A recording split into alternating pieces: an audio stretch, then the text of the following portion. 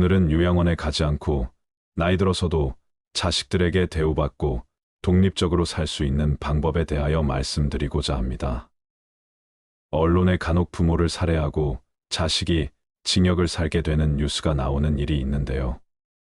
최근에 어머니를 살해한 30대 남성에게 대법원이 징역 20년형을 확정한 일이 있었습니다. 어머니로부터 꾸중을 들었다는 게 이 끔찍한 일의 발단이었습니다. 38살 아들은 술에 취해서 TV를 보다가 어머니로부터 꾸지람을 들었습니다. 아들은 평소에도 잦은 음주 등으로 꾸중을 들었던 것으로 알려졌습니다. 당시 어머니는 가만히 있지 말고 뭐라도 하라는 내용으로 아들을 꾸짖은 것으로 조사됐습니다. 그런데 이날 꾸중을 듣는 과정에서 뺨을 맞은 아들이 급기야 어머니에게 의자와 흉기를 휘둘렀고 의식을 잃어가는 어머니를 내버려 둔 채 달아나기까지 했습니다. 안타까운 건 아들의 흉기에 찔린 어머니가 죽어가면서도 아들에게 옷을 갈아입고 얼른 도망가거라 이렇게 말한 것입니다. 마지막 순간까지도 아들을 걱정했던 부모의 마음을 어떻게 헤아릴 수가 있을까요?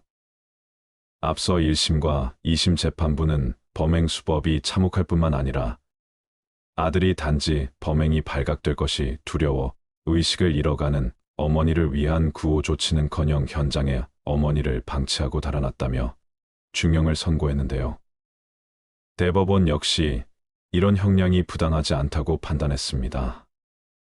죽어가면서도 아들을 걱정했던 어머니와 그런 어머니를 살해하고도 형량을 줄여보겠다며 상소의 상소를 거듭한 파렴치한 아들의 이야기를 들으시니 어떤 마음이 드시나요?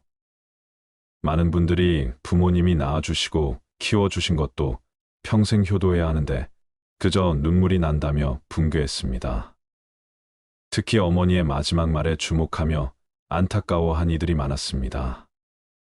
죽어가면서도 아들에게 옷을 갈아입고 도망치라고 했다는 어머니의 모습을 떠올리면 가슴이 너무 아프지요. 자식을 위하는 부모의 마음과 극명하게 대비되는 것이 부모를 버리고 싶어하는 자식의 마음일 것입니다. 오늘은 부모를 버리고 싶어하는 자식의 마음에 대한 이야기를 해보려고 합니다. 예전에 제 친할머니가 건강상의 문제로 가까운 요양병원에 입원 치료를 한 적이 있었습니다. 할머니를 뵈러 면회를 갔는데 많은 노인분들이 병실에 누워 계셨습니다. 초점 없는 눈동자로 가만히 누워 천장만 바라보고 있던 분도 있었고 치매에 걸려서 같은 말을 반복하고 끊임없이 자식을 찾던 분도 있었습니다. 하지만 그 할머니가 아무리 외쳐도 아무도 그 할머니에게 눈길을 주지 않았고 할머니가 하는 말에 귀 기울여 주지 않았습니다. 주변에 있는 사람들은 그냥 항상 있는 일인 듯 각자가 하던 일에 열중하기 바빴습니다. 하루 종일 기저귀를 채워두고 잘 갈아주지도 않고 불안하게 움직인다며 하루 종일 정신과 약을 먹이고 계속 재우는 경우도 많았습니다. 못된 요양보호사를 만나게 되면 본인이 스트레스 받는다고 무인들을 꼬집는 경우도 있고 말귀를 알아먹지 못한다며 소리치는 것은 다반사라는 말도 들었습니다. 뉴스 기사로 봐서 알고는 있었지만 실제로 그런 일이 벌어지고 있다니 더 충격이었습니다. 하지만 그것을 누구도 말리지 않고 고치려고 적극적으로 나서지 않는다는 것이 더 무서웠습니다. 다들 시시하는 분위기라고 해야 할까요? 그 이유를 들어보니 요양보호사 구하기가 어려워서 다들 조용히 넘어간다고 했습니다. 특히나 가족이 잘 면회 오지 못하는 분들의 경우에는 더 함부로 방치되다시피 하는 것입니다. 참으로 삭막하고 외롭고 공허한 곳이라는 생각이 들었습니다. 요양병원에 부모님을 뵈러 오는 아들과 딸 사위와 며느리, 손자 등 가족들의 모습을 보면서 느낀 점을 말씀드리고자 합니다. 하루는 이런 일도 있었습니다. 어느 날 아들과 딸로 보이는 부부가 병원 복도 구석에서 고개를 숙이고 앉아있는 늙은 할머니에게 소리치며 따지는 장면을 보게 되었습니다. 자연은 몰랐지만 그 장면 자체로도 참 서글프다는 생각이 들었습니다. 내용을 들어보니 왜 엄마는 내가 시키는 대로 안 했냐는 것이었습니다. 숫자도 이름도 나이도 기억 안 나고 무조건 모른다고 그래라 했잖아. 그래야 치매 등급을 받아서 요양원에서 혜택을 받을 수 있단 말이야 하며 호되게 야단치는 것입니다. 그리고 집도 내놓아서 엄마는 이제 갈 데도 없다고 호통을 칩니다. 미리 자식이 수차례 단단히 타일렀겠지만 모치는 거짓말을 못하는 성격이었나 봅니다. 조사원이 묻는 말에 사실대로 정확히 대답했다고 합니다. 얼른 엄마를 요양원에 보내버리려는 엄마를 꼭 요양원에 보내야겠다는 아들과 딸의 마음입니다. 형편이 너무 좋지 않아서 부모님을 돌볼 수 없어서 이 방법 말고는 어쩔 수 없다고 생각하는 자식들도 많을 것입니다. 그 상황이 되어 보지 않는다면 함부로 말할 수는 없겠지만 이게 노인을 위한 사회의 병폐이고 구조이며 적나라한 현실입니다. 국가가 독거노인을 지원해주는 제도의 허점을 이용하는 사례들이 너무 많습니다. 홀로 집을 나와서 가족과 연락이 안 되고 수입이 없다며 거리에 내몰리는 노인들은 국가의 혜택을 받을 수 있습니다. 그러니 자식들은 부모를 내쫓아도 걱정이 없는 경우가 있습니다. 부모도 자식과 불편하면 쉽게 집을 나오게 됩니다. 이러한 제도를 잘 알기 때문입니다. 또 다른 풍경 하나를 말씀드리겠습니다. 어느 막내 아들이 시골에 있다는 이유로 모친을 돌보게 되었습니다. 그래서 시골 인근의 요양병원에 모친을 입원시키고 막내 아들이 매일 출퇴근하며 돌보고 있습니다. 그러는 동안 막내 아들은 내심 뿌듯했습니다. 비록 요양병원에 입원시켜서 출퇴근하며 엄마를 보고 있지만 엄마를 이렇게나마 보살피려 한 것은 참 잘한 일이라고 생각했습니다. 엄마를 돌보지 못하겠다고 선언했던 형들에 대한 원망도 없었습니다. 그런데 어느 날 형들을 원망하게 되는 사건이 일어납니다. 형들이 서너 달에 한 번 들리면서 올 때마다 동생한테 왜 엄마가 이렇게 몰골이 엉망이냐, 엄마가 이렇게 되도록 뭐 했냐, 좀 잘할 수 없냐며 나무란 것입니다. 그러자 동생은 없던 서운함이 밀려왔습니다. 좋은 소리를 들으려고 엄마를 모신 것은 아닌데 형들이 자신을 나무라기만 하니 화가 났습니다. 형들은 그럼 대체 뭘 하는데, 그럼 잘난 형들이 엄마를 잘 돌보던가 이런 생각이 든 것입니다. 엄마를 맡기던 처음에는 고맙다고 말하면서 내 덕분에 한숨 돌렸다며 엄마를 짐짝 취급하더니 이제 와서 효자 노릇을 하고 싶었나 봅니다. 하기야 1년에 한두 번 부모님 병실을 찾는 자식들도 수두룩하다고 하지요. 부모를 면회하러 온다고 해도 오자마자 죄를 진 사람 마냥 후다닥 가버리는 경우도 허다하다고 합니다. 그런 사람들에 비하면 이 형들도 양반이라고 해야 할까요? 노모를 사이에 두고 발생하는 갈등들이 요즘의 세태를 절감하게 합니다. 자식들이 다투는 것이 내 죄인 것만 같아 남 몰래 눈물 흘리는 부모의 마음을 자식들은 알까요? 어느 날 노모 A씨는 자식이 연락도 안 닿고 집 전화도 끊어져 자식의 소식을 알 길이 없다며 이웃을 통해 경찰에 도움을 요청했습니다. 이유를 들어보니 시에서 나오는 보조금, 통장의 돈들이 자식이 걸어놓은 자동이체로 매달 다 빠져나간다는 것입니다. 확인해보니 평소 연락도 없는 자식인데 자식의 휴대폰 요금 등으로 보조금이 다 빠져나가고 있었습니다. 이런저런 요금이 얼마나 많이 나왔던지 맘은 보조금은커녕 오히려 연체가 되고 있는 상황이었습니다. 할머니는 어떻게 하면 좋겠냐고 사정을 말했습니다. 그동안 살아온 과정을 들어보니 한두 푼 품삯으로 모은 돈도 그 40대에 철없는 자식이 몽땅 다 쓰고 없앴다고 합니다. 그래도 노모는 하루 종일 자식의 소식을 기다리며 불통에 전화기만 매만지고 있다는 것입니다. 이런 일들이 우리 주위에서 비일비재하게 일어나고 있습니다. 제가 아는 할머니의 친구분은 젊어서부터 종이 박스를 주워 팔아서 아끼고 아껴 모은 돈으로 오갈 데 없는 딸아이 하나를 데려다 키웠습니다. 내 자식이라 여기며 피땀 흘려 번 돈으로 공부시켜서 시집을 보냈다고 합니다. 하지만 딸은 엄마가 길에서 종이 고물이나 주워가며 사는 것이 계속 못마땅했다고 합니다. 그래서 할머니의 의사와는 상관없이 일방적으로 양로원으로 보내버렸습니다.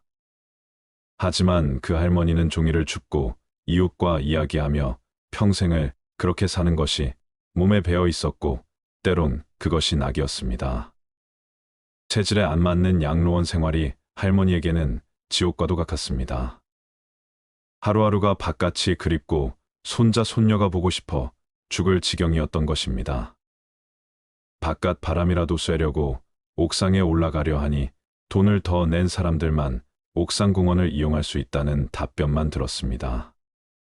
주위 사람들로부터 늘 100살까지 사실 거라고 들어온 그토록 건강했던 그 할머니는 그만 시름시름 앓다가 짧은 양로원 생활을 접고 쓸쓸히 생을 마감했다고 합니다. 요즘에는 부모를 모시기 싫어하는 젊은 층이 늘면서 자식에게 버림받는 부모가 많아지고 있습니다. 또한 자식 키우느라 내 노후 자금은 준비하지 못한 고령층의 빈곤 문제도 심화되고 있습니다.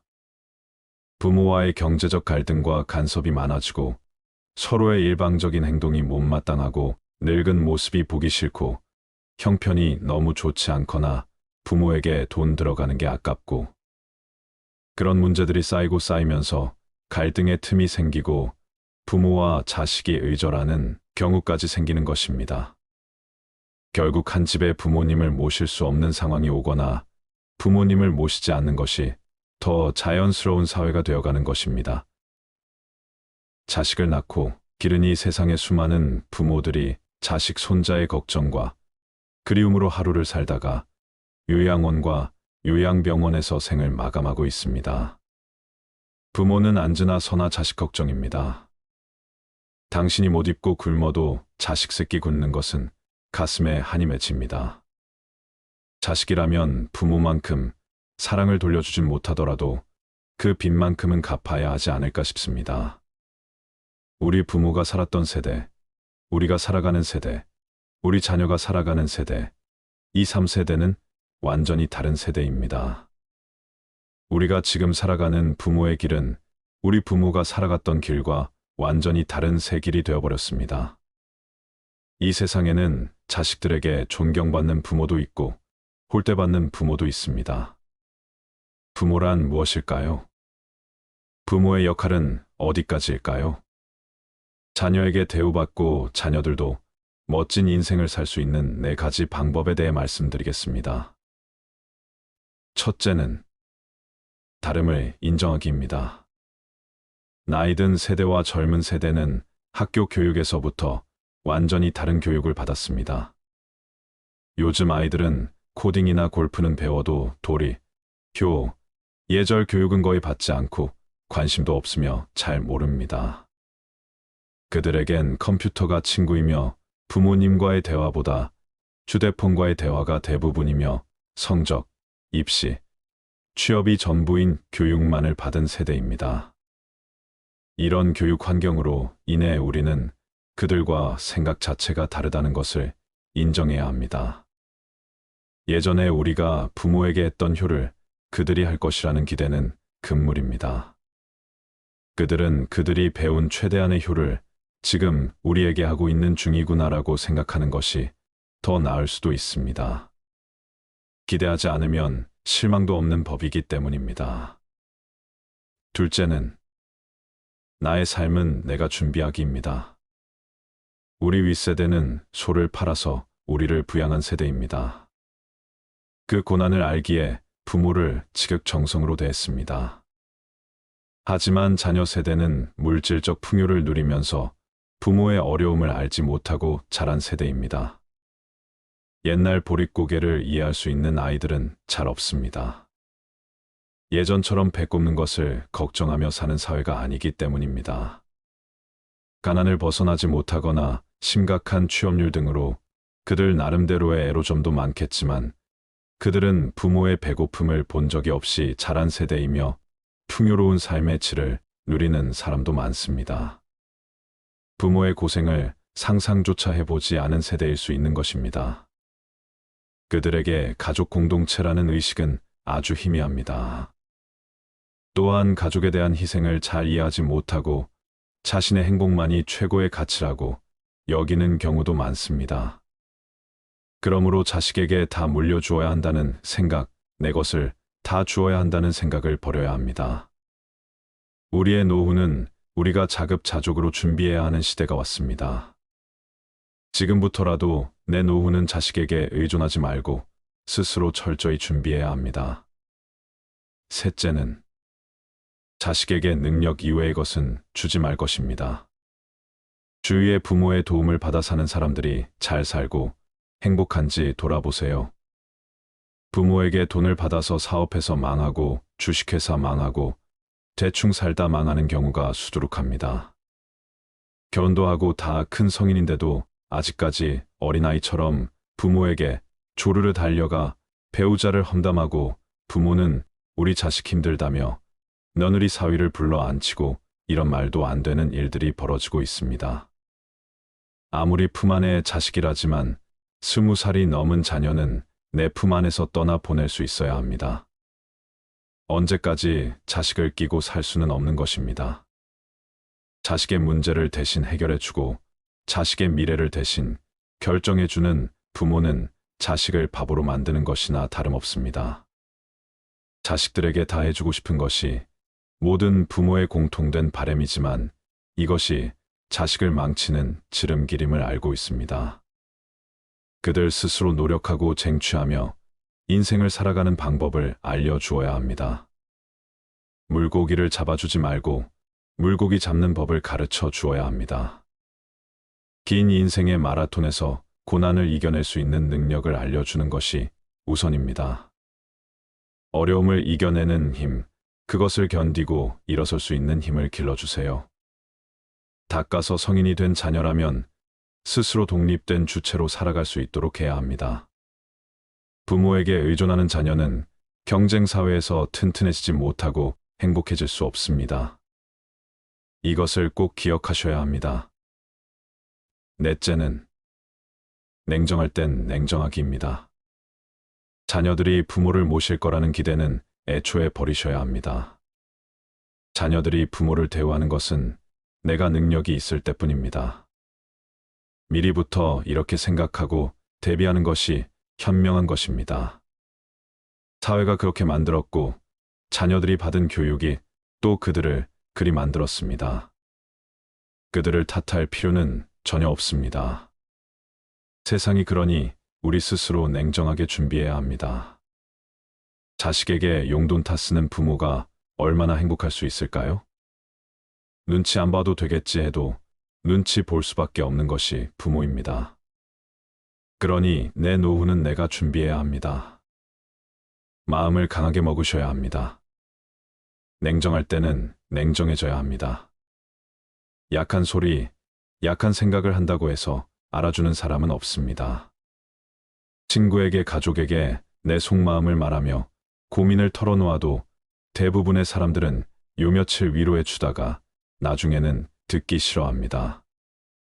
내 일이 아니기 때문입니다. 그러니 남에게는 우는 소리를 하지 말아야 합니다.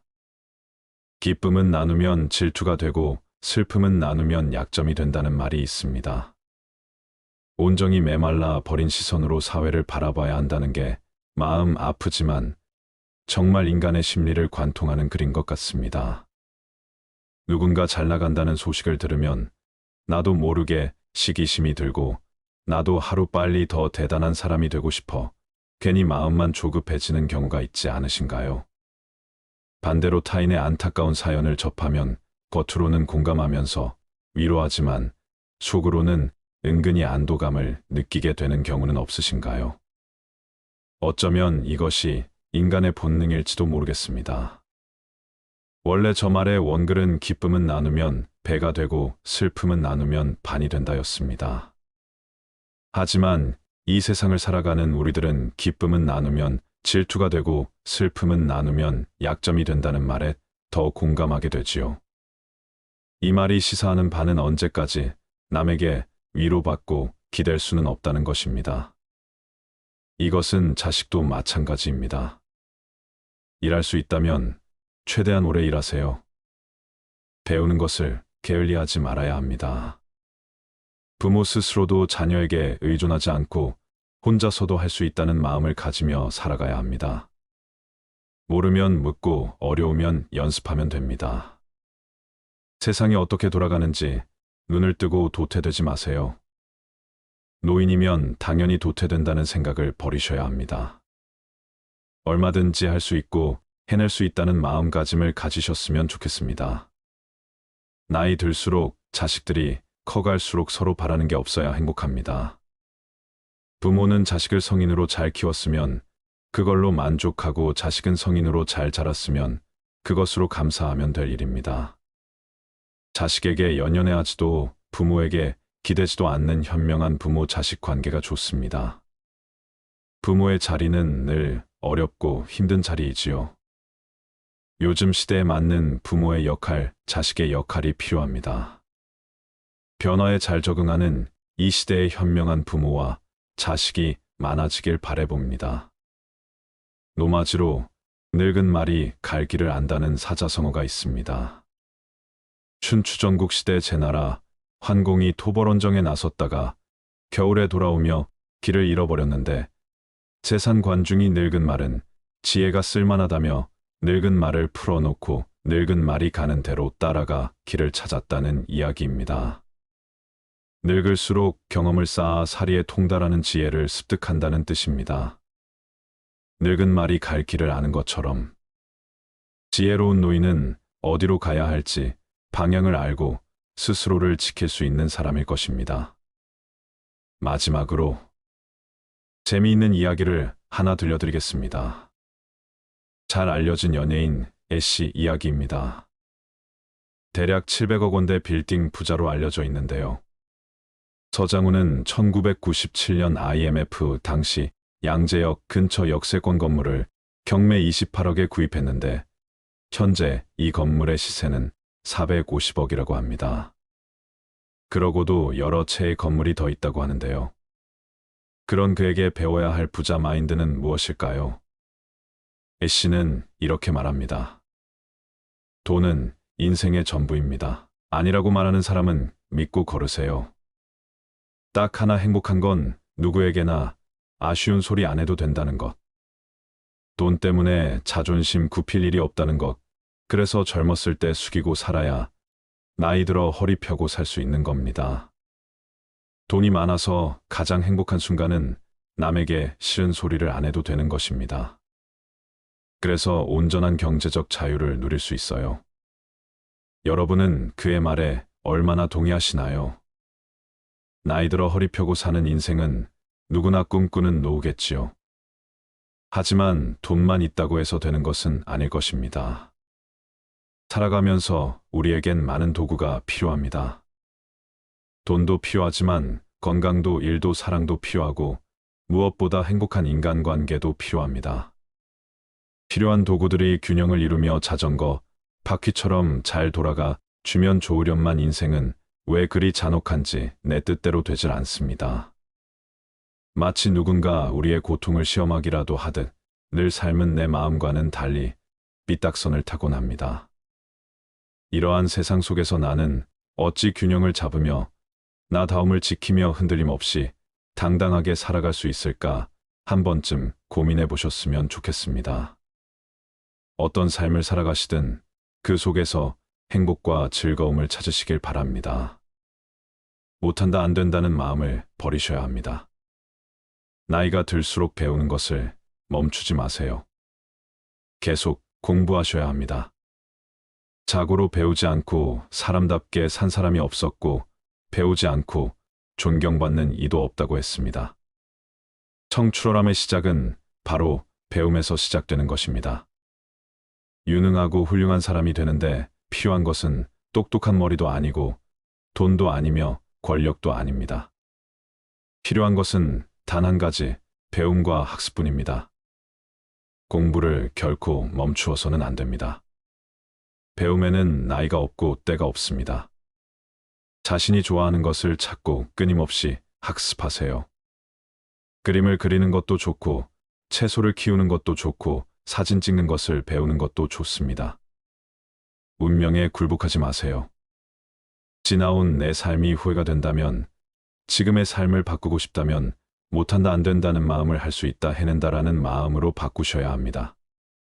지금의 삶을 그저 하늘의 뜻으로 받아들이며 사는 게 아니라 목표를 정하고 변화를 시도해 보세요. 그러면 내가 원하는 삶을 살아갈 수 있을 것입니다. 나는 원래 그런 사람이야 라고 생각하면서 계속 불만족스러운 삶을 사는 것보다는 나는 원래 그런 사람이 아니야 라고 생각을 바꾸면 인생의 변화를 꿈꿀 수 있습니다. 불행의 시작은 문명에 굴복하는 마음입니다. 나는 어쩔 수 없는 사람이라고, 남들처럼 할 수 없는 사람이라고 자신의 한계를 두지 마시길 바랍니다. 여러분은 발전할 수 있습니다. 운명에 굴복하는 마음으로 주어진 삶을 어쩔 수 없이 받아들이는 대신 나의 보폭으로 내가 할 수 있는 만큼의 열정과 노력으로 하루하루를 만족하면서 살아가세요. 그러면 매일이 행복해질 것입니다. 그리고 나의 삶이 완전히 바뀌는 것을 느낄 수 있을 것입니다. 비참한 노후가 아닌 행복한 노후를 살아갈 수 있을 것입니다. 나이가 든다는 것은 지극히 자연스러운 것입니다. 늙어서 서럽다는 마음이 드시나요? 하루하루 몸도 쇠약해지고 내가 언제 이렇게 나이 들었나 하는 생각에 마음이 울적해지실 때도 있을 것입니다. 하지만 이렇게 생각해 보세요. 나이가 들어 잘 안 보이는 것은 큰 것을 보고 멀리 보라는 것이고, 필요 없는 작은 것은 보지 말고 필요한 큰 것만 보라는 것이지요. 귀가 잘 안 들리는 것은 필요 없는 작은 말은 듣지 말고 필요한 큰 말만 들으라는 것입니다. 이가 시린 것은 연하고 따뜻한 음식만 먹고 소화불량을 낫게 하려 함이고, 걸음걸이가 부자연스러운 것은 매사에 조심하고 언행을 삼가라는 것입니다. 머리가 하얗게 되는 것은 멀리 있어도 나이가 든 사람인 것을 알아보게 하기 위한 조물주의 배려라고 생각해 보세요. 정신이 깜박거리는 것은 힘들고 아팠던 그 시절 살아온 세월을 다 기억하지 말라는 것이고, 좋은 기억, 아름다운 추억만 간직하라는 것입니다.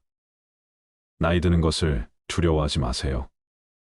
모든 것은 자연의 섭리이고 이치일 뿐, 현재 행복한 삶을 살아가는 것이 천배만 배 더 중요합니다. 지혜롭고 성숙하게 나이 드는 당신은 그 누구보다 아름답습니다. 생로병사는 자연의 섭리입니다. 행복한 죽음은 자기 집에서 자손들의 보살핌으로 살다가 죽는 것이 어쩌면 가장 행복한 죽음이 아닐까 생각합니다. 요즘 시대에 나이 들어 노화나 질병으로 어쩔 수 없이 요양병원에 가게 되는 것이 요즘의 실태입니다. 마지막 죽기 전에 가는 요양병원을 현대판 고려장이라고도 한다지요. 오늘은 요양원에 가지 않고 나이 들어서도 자식들에게 대우받고 독립적으로 살 수 있는 방법에 대하여 말씀드리고자 합니다. 언론에 간혹 부모를 살해하고 자식이 징역을 살게 되는 뉴스가 나오는 일이 있는데요. 최근에 어머니를 살해한 30대 남성에게 대법원이 징역 20년형을 확정한 일이 있었습니다. 어머니로부터 꾸중을 들었다는 게 이 끔찍한 일의 발단이었습니다. 38살 아들은 술에 취해서 TV를 보다가 어머니로부터 꾸지람을 들었습니다. 아들은 평소에도 잦은 음주 등으로 꾸중을 들었던 것으로 알려졌습니다. 당시 어머니는 가만히 있지 말고 뭐라도 하라는 내용으로 아들을 꾸짖은 것으로 조사됐습니다. 그런데 이날 꾸중을 듣는 과정에서 뺨을 맞은 아들이 급기야 어머니에게 의자와 흉기를 휘둘렀고 의식을 잃어가는 어머니를 내버려 둔 채 달아나기까지 했습니다. 안타까운 건 아들의 흉기에 찔린 어머니가 죽어가면서도 아들에게 옷을 갈아입고 얼른 도망가거라 이렇게 말한 것입니다. 마지막 순간까지도 아들을 걱정했던 부모의 마음을 어떻게 헤아릴 수가 있을까요? 앞서 1심과 2심 재판부는 범행 수법이 참혹할 뿐만 아니라 아들이 단지 범행이 발각될 것이 두려워 의식을 잃어가는 어머니를 위한 구호 조치는커녕 현장에 어머니를 방치하고 달아났다며 중형을 선고했는데요. 대법원 역시 이런 형량이 부당하지 않다고 판단했습니다. 죽어가면서도 아들을 걱정했던 어머니와 그런 어머니를 살해하고도 형량을 줄여보겠다며 상소의 상소를 거듭한 파렴치한 아들의 이야기를 들으시니 어떤 마음이 드시나요? 많은 분들이 부모님이 낳아주시고 키워주신 것도 평생 효도해야 하는데 그저 눈물이 난다며 분개했습니다. 특히 어머니의 마지막 말에 주목하며 안타까워한 이들이 많았습니다. 죽어가면서도 아들에게 옷을 갈아입고 도망치라고 했다는 어머니의 모습을 떠올리면 가슴이 너무 아프지요. 자식을 위하는 부모의 마음과 극명하게 대비되는 것이 부모를 버리고 싶어하는 자식의 마음일 것입니다. 오늘은 부모를 버리고 싶어하는 자식의 마음에 대한 이야기를 해보려고 합니다. 예전에 제 친할머니가 건강상의 문제로 가까운 요양병원에 입원 치료를 한 적이 있었습니다. 할머니를 뵈러 면회를 갔는데 많은 노인분들이 병실에 누워 계셨습니다. 초점 없는 눈동자로 가만히 누워 천장만 바라보고 있던 분도 있었고 치매에 걸려서 같은 말을 반복하고 끊임없이 자식을 찾던 분도 있었습니다. 하지만 그 할머니가 아무리 외쳐도 아무도 그 할머니에게 눈길을 주지 않았고 할머니가 하는 말에 귀 기울여 주지 않았습니다. 주변에 있는 사람들은 그냥 항상 있는 일인 듯 각자가 하던 일에 열중하기 바빴습니다. 하루 종일 기저귀를 채워두고 잘 갈아주지도 않고 불안하게 움직인다며 하루 종일 정신과 약을 먹이고 계속 재우는 경우도 많았습니다. 못된 요양보호사를 만나게 되면 본인이 스트레스 받는다고 노인들을 꼬집는 경우도 있고 말귀를 알아먹지 못한다며 소리치는 것은 다반사라는 말도 들었습니다. 뉴스 기사로 봐서 알고는 있었지만 실제로 그런 일이 벌어지고 있다니 더 충격이었습니다. 하지만 그것을 누구도 말리지 않고 고치려고 적극적으로 나서지 않는다는 것이 더 무서웠습니다. 다들 시시하는 분위기라고 해야 할까요? 그 이유를 들어보니 요양보호사 구하기가 어려워서 다들 조용히 넘어간다고 했습니다. 특히나 가족이 잘 면회 오지 못하는 분들의 경우에는 더 함부로 방치되다시피 하는 것입니다. 참으로 삭막하고 외롭고 공허한 곳이라는 생각이 들었습니다. 요양병원에 부모님을 뵈러 오는 아들과 딸 사위와 며느리, 손자 등 가족들의 모습을 보면서 느낀 점을 말씀드리고자 합니다. 하루는 이런 일도 있었습니다. 어느 날 아들과 딸로 보이는 부부가 병원 복도 구석에서 고개를 숙이고 앉아있는 늙은 할머니에게 소리치며 따지는 장면을 보게 되었습니다. 자연은 몰랐지만 그 장면 자체로도 참 서글프다는 생각이 들었습니다. 내용을 들어보니 왜 엄마는 내가 시키는 대로 안 했냐는 것이었습니다. 숫자도 이름도 나이도 기억 안 나고 무조건 모른다고 그래라 했잖아. 그래야 치매 등급을 받아서 요양원에서 혜택을 받을 수 있단 말이야 하며 호되게 야단치는 것입니다. 그리고 집도 내놓아서 엄마는 이제 갈 데도 없다고 호통을 칩니다. 미리 자식이 수차례 단단히 타일렀겠지만 모치는 거짓말을 못하는 성격이었나 봅니다. 조사원이 묻는 말에 사실대로 정확히 대답했다고 합니다. 얼른 엄마를 요양원에 보내버리려는 엄마를 꼭 요양원에 보내야겠다는 아들과 딸의 마음입니다. 형편이 너무 좋지 않아서 부모님을 돌볼 수 없어서 이 방법 말고는 어쩔 수 없다고 생각하는 자식들도 많을 것입니다. 그 상황이 되어 보지 않는다면 함부로 말할 수는 없겠지만 이게 노인을 위한 사회의 병폐이고 구조이며 적나라한 현실입니다. 국가가 독거노인을 지원해주는 제도의 허점을 이용하는 사례들이 너무 많습니다. 홀로 집을 나와서 가족과 연락이 안 되고 수입이 없다며 거리에 내몰리는 노인들은 국가의 혜택을 받을 수 있습니다. 그러니 자식들은 부모를 내쫓아도 걱정이 없는 경우가 있습니다. 부모도 자식과 불편하면 쉽게 집을 나오게 됩니다. 이러한 제도를 잘 알기 때문입니다. 또 다른 풍경 하나를 말씀드리겠습니다. 어느 막내 아들이 시골에 있다는 이유로 모친을 돌보게 되었습니다. 그래서 시골 인근의 요양병원에 모친을 입원시키고 막내 아들이 매일 출퇴근하며 돌보고 있습니다. 그러는 동안 막내 아들은 내심 뿌듯했습니다. 비록 요양병원에 입원시켜서 출퇴근하며 엄마를 보고 있지만 엄마를 이렇게나마 보살피려 한 것은 참 잘한 일이라고 생각했습니다. 엄마를 돌보지 못하겠다고 선언했던 형들에 대한 원망도 없었습니다. 그런데 어느 날 형들을 원망하게 되는 사건이 일어납니다. 형들이 서너 달에 한 번 들리면서 올 때마다 동생한테 왜 엄마가 이렇게 몰골이 엉망이냐, 엄마가 이렇게 되도록 뭐 했냐, 좀 잘할 수 없냐며 나무란 것입니다. 그러자 동생은 없던 서운함이 밀려왔습니다. 좋은 소리를 들으려고 엄마를 모신 것은 아닌데 형들이 자신을 나무라기만 하니 화가 났습니다. 형들은 그럼 대체 뭘 하는데, 그럼 잘난 형들이 엄마를 잘 돌보던가 이런 생각이 든 것입니다. 엄마를 맡기던 처음에는 고맙다고 말하면서 내 덕분에 한숨 돌렸다며 엄마를 짐짝 취급하더니 이제 와서 효자 노릇을 하고 싶었나 봅니다. 하기야 1년에 한두 번 부모님 병실 찾는 자식들도 수두룩하다고 하지요. 부모를 면회하러 온다고 해도 오자마자 죄를 진 사람 마냥 후다닥 가버리는 경우도 허다하다고 합니다. 그런 사람들에 비하면 이 형들도 양반이라고 해야 할까요? 노모를 사이에 두고 발생하는 갈등들이 요즘의 세태를 절감하게 합니다. 자식들이 다투는 것이 내 죄인 것만 같아 남 몰래 눈물 흘리는 부모의 마음을 자식들은 알까요? 어느 날 노모 A씨는 자식이 연락도 안 닿고 집 전화도 끊어져 자식의 소식을 알 길이 없다며 이웃을 통해 경찰에 도움을 요청했습니다.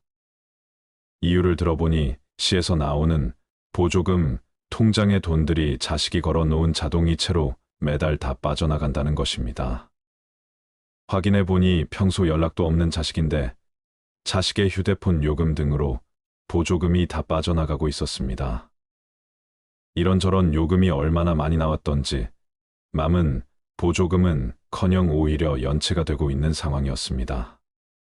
할머니는 어떻게 하면 좋겠냐고 사정을 말했습니다. 그동안 살아온 과정을 들어보니 한두 푼 품삯으로 모은 돈도 그 40대에 철없는 자식이 몽땅 다 쓰고 없앴다고 합니다. 그래도 노모는 하루 종일 자식의 소식을 기다리며 불통에 전화기만 매만지고 있다는 것입니다. 이런 일들이 우리 주위에서 비일비재하게 일어나고 있습니다. 제가 아는 할머니의 친구분은 젊어서부터 종이 박스를 주워 팔아서 아끼고 아껴 모은 돈으로 오갈 데 없는 딸아이 하나를 데려다 키웠습니다. 내 자식이라 여기며 피땀 흘려 번 돈으로 공부시켜서 시집을 보냈다고 합니다.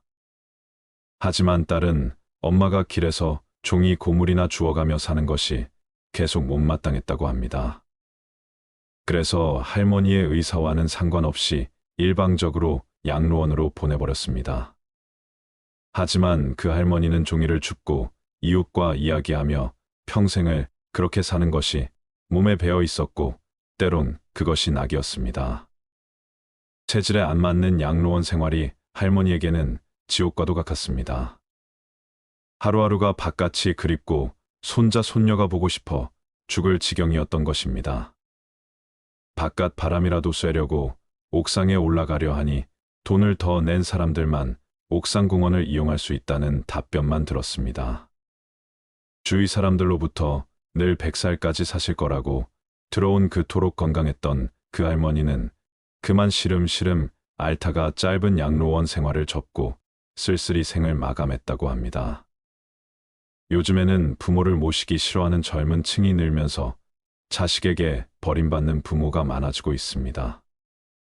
또한 자식 키우느라 내 노후 자금은 준비하지 못한 고령층의 빈곤 문제도 심화되고 있습니다.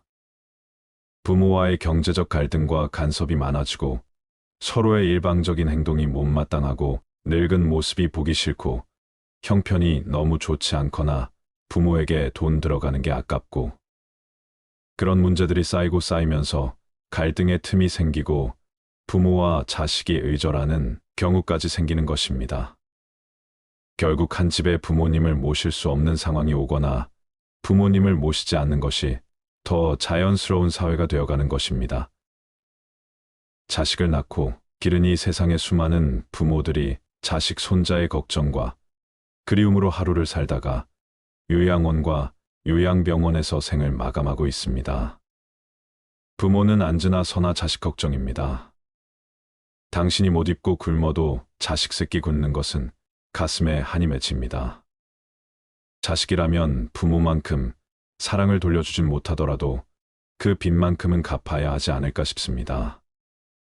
우리 부모가 살았던 세대, 우리가 살아가는 세대, 우리 자녀가 살아가는 세대, 이 3세대는 완전히 다른 세대입니다.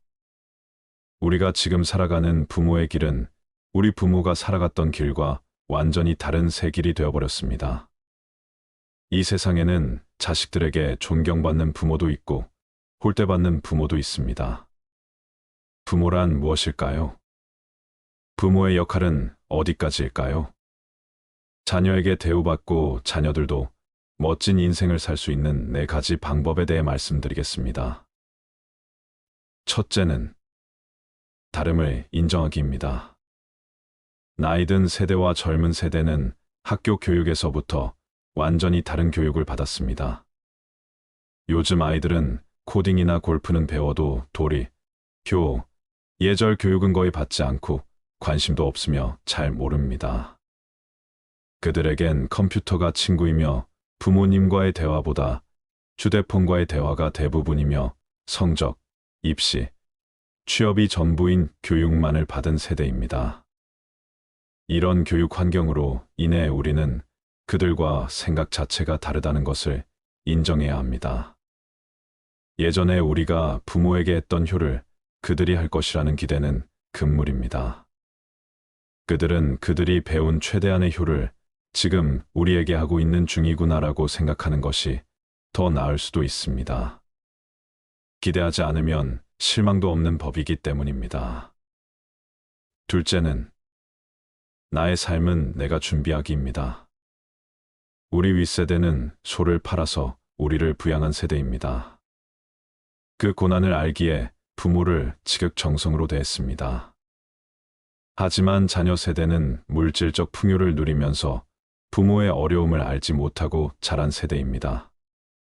옛날 보릿고개를 이해할 수 있는 아이들은 잘 없습니다. 예전처럼 배 꼽는 것을 걱정하며 사는 사회가 아니기 때문입니다. 가난을 벗어나지 못하거나 심각한 취업률 등으로 그들 나름대로의 애로점도 많겠지만 그들은 부모의 배고픔을 본 적이 없이 자란 세대이며 풍요로운 삶의 질을 누리는 사람도 많습니다. 부모의 고생을 상상조차 해보지 않은 세대일 수 있는 것입니다. 그들에게 가족 공동체라는 의식은 아주 희미합니다. 또한 가족에 대한 희생을 잘 이해하지 못하고 자신의 행복만이 최고의 가치라고 여기는 경우도 많습니다. 그러므로 자식에게 다 물려주어야 한다는 생각, 내 것을 다 주어야 한다는 생각을 버려야 합니다. 우리의 노후는 우리가 자급자족으로 준비해야 하는 시대가 왔습니다. 지금부터라도 내 노후는 자식에게 의존하지 말고 스스로 철저히 준비해야 합니다. 셋째는 자식에게 능력 이외의 것은 주지 말 것입니다. 주위의 부모의 도움을 받아 사는 사람들이 잘 살고 행복한지 돌아보세요. 부모에게 돈을 받아서 사업해서 망하고 주식회사 망하고 대충 살다 망하는 경우가 수두룩합니다. 결혼도 하고 다 큰 성인인데도 아직까지 어린아이처럼 부모에게 조르르 달려가 배우자를 험담하고 부모는 우리 자식 힘들다며 며느리 사위를 불러 앉히고 이런 말도 안 되는 일들이 벌어지고 있습니다. 아무리 품 안의 자식이라지만 20살이 넘은 자녀는 내 품 안에서 떠나 보낼 수 있어야 합니다. 언제까지 자식을 끼고 살 수는 없는 것입니다. 자식의 문제를 대신 해결해주고 자식의 미래를 대신 결정해주는 부모는 자식을 바보로 만드는 것이나 다름없습니다. 자식들에게 다 해주고 싶은 것이 모든 부모의 공통된 바람이지만 이것이 자식을 망치는 지름길임을 알고 있습니다. 그들 스스로 노력하고 쟁취하며 인생을 살아가는 방법을 알려주어야 합니다. 물고기를 잡아주지 말고 물고기 잡는 법을 가르쳐 주어야 합니다. 긴 인생의 마라톤에서 고난을 이겨낼 수 있는 능력을 알려주는 것이 우선입니다.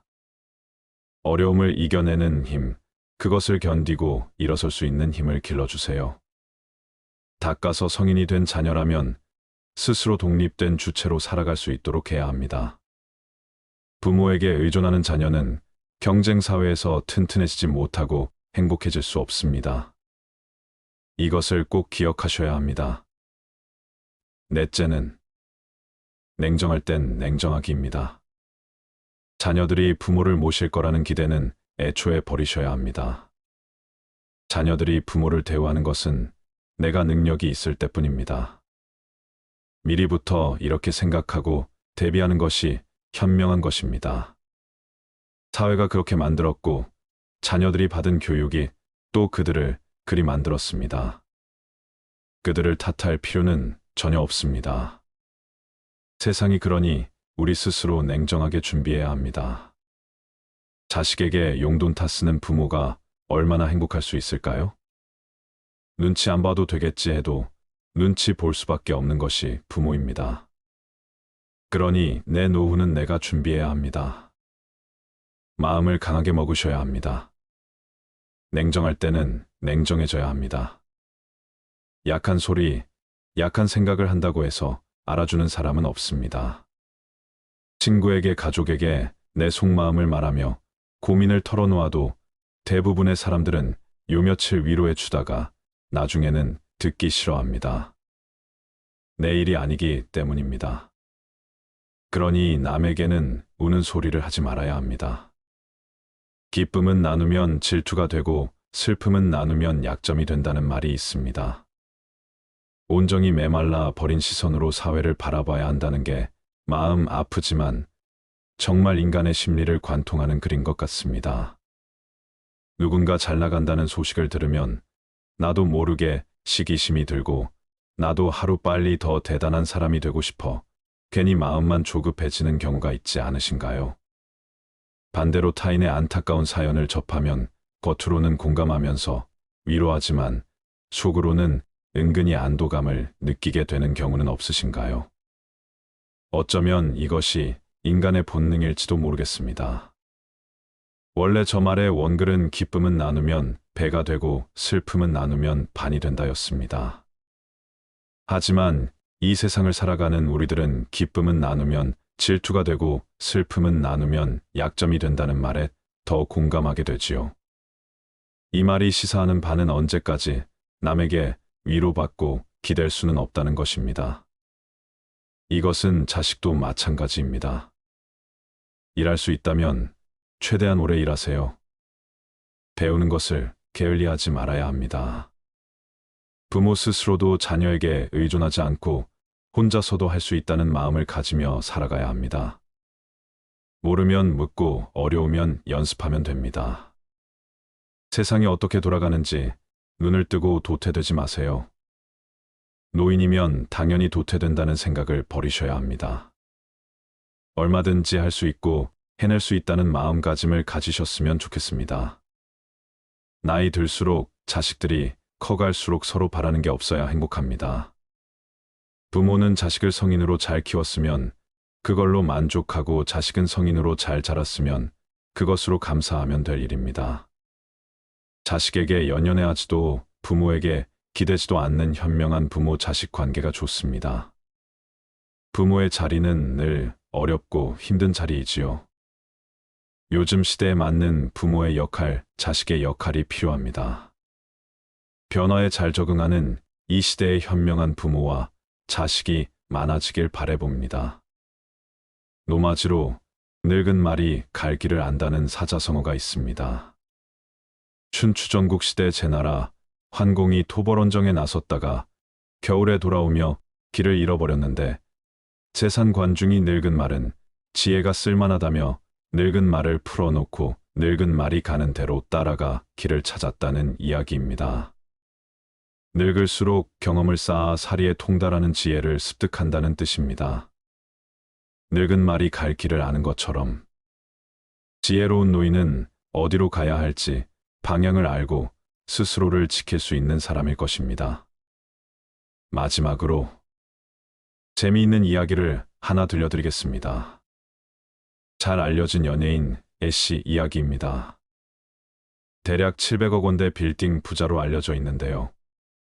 서장훈은 1997년 IMF 당시 양재역 근처 역세권 건물을 경매 28억에 구입했는데 현재 이 건물의 시세는 450억이라고 합니다. 그러고도 여러 채의 건물이 더 있다고 하는데요. 그런 그에게 배워야 할 부자 마인드는 무엇일까요? 애씨는 이렇게 말합니다. 돈은 인생의 전부입니다. 아니라고 말하는 사람은 믿고 걸으세요. 딱 하나 행복한 건 누구에게나 아쉬운 소리 안 해도 된다는 것. 돈 때문에 자존심 굽힐 일이 없다는 것. 그래서 젊었을 때 숙이고 살아야 나이 들어 허리 펴고 살 수 있는 겁니다. 돈이 많아서 가장 행복한 순간은 남에게 싫은 소리를 안 해도 되는 것입니다. 그래서 온전한 경제적 자유를 누릴 수 있어요. 여러분은 그의 말에 얼마나 동의하시나요? 나이 들어 허리 펴고 사는 인생은 누구나 꿈꾸는 노후겠지요. 하지만 돈만 있다고 해서 되는 것은 아닐 것입니다. 살아가면서 우리에겐 많은 도구가 필요합니다. 돈도 필요하지만 건강도 일도 사랑도 필요하고 무엇보다 행복한 인간관계도 필요합니다. 필요한 도구들이 균형을 이루며 자전거, 바퀴처럼 잘 돌아가 주면 좋으련만 인생은 왜 그리 잔혹한지 내 뜻대로 되질 않습니다. 마치 누군가 우리의 고통을 시험하기라도 하듯 늘 삶은 내 마음과는 달리 삐딱선을 타곤 합니다. 이러한 세상 속에서 나는 어찌 균형을 잡으며 나다움을 지키며 흔들림 없이 당당하게 살아갈 수 있을까 한 번쯤 고민해 보셨으면 좋겠습니다. 어떤 삶을 살아가시든 그 속에서 행복과 즐거움을 찾으시길 바랍니다. 못한다 안 된다는 마음을 버리셔야 합니다. 나이가 들수록 배우는 것을 멈추지 마세요. 계속 공부하셔야 합니다. 자고로 배우지 않고 사람답게 산 사람이 없었고 배우지 않고 존경받는 이도 없다고 했습니다. 청출어람의 시작은 바로 배움에서 시작되는 것입니다. 유능하고 훌륭한 사람이 되는데 필요한 것은 똑똑한 머리도 아니고 돈도 아니며 권력도 아닙니다. 필요한 것은 단 한 가지, 배움과 학습뿐입니다. 공부를 결코 멈추어서는 안 됩니다. 배움에는 나이가 없고 때가 없습니다. 자신이 좋아하는 것을 찾고 끊임없이 학습하세요. 그림을 그리는 것도 좋고, 채소를 키우는 것도 좋고, 사진 찍는 것을 배우는 것도 좋습니다. 운명에 굴복하지 마세요. 지나온 내 삶이 후회가 된다면, 지금의 삶을 바꾸고 싶다면, 못한다 안 된다는 마음을 할 수 있다 해낸다라는 마음으로 바꾸셔야 합니다. 지금의 삶을 그저 하늘의 뜻으로 받아들이며 사는 게 아니라 목표를 정하고 변화를 시도해 보세요. 그러면 내가 원하는 삶을 살아갈 수 있을 것입니다. 나는 원래 그런 사람이야 라고 생각하면서 계속 불만족스러운 삶을 사는 것보다는 나는 원래 그런 사람이 아니야 라고 생각을 바꾸면 인생의 변화를 꿈꿀 수 있습니다. 불행의 시작은 문명에 굴복하는 마음입니다. 나는 어쩔 수 없는 사람이라고, 남들처럼 할 수 없는 사람이라고 자신의 한계를 두지 마시길 바랍니다. 여러분은 발전할 수 있습니다. 운명에 굴복하는 마음으로 주어진 삶을 어쩔 수 없이 받아들이는 대신 나의 보폭으로 내가 할 수 있는 만큼의 열정과 노력으로 하루하루를 만족하면서 살아가세요. 그러면 매일이 행복해질 것입니다. 그리고 나의 삶이 완전히 바뀌는 것을 느낄 수 있을 것입니다. 비참한 노후가 아닌 행복한 노후를 살아갈 수 있을 것입니다. 나이가 든다는 것은 지극히 자연스러운 것입니다. 늙어서 서럽다는 마음이 드시나요? 하루하루 몸도 쇠약해지고 내가 언제 이렇게 나이 들었나 하는 생각에 마음이 울적해지실 때도 있을 것입니다. 하지만 이렇게 생각해 보세요. 나이가 들어 잘 안 보이는 것은 큰 것을 보고 멀리 보라는 것이고, 필요 없는 작은 것은 보지 말고 필요한 큰 것만 보라는 것이지요. 귀가 잘 안 들리는 것은 필요 없는 작은 말은 듣지 말고 필요한 큰 말만 들으라는 것입니다. 이가 시린 것은 연하고 따뜻한 음식만 먹고 소화불량을 낫게 하려 함이고, 걸음걸이가 부자연스러운 것은 매사에 조심하고 언행을 삼가라는 것입니다.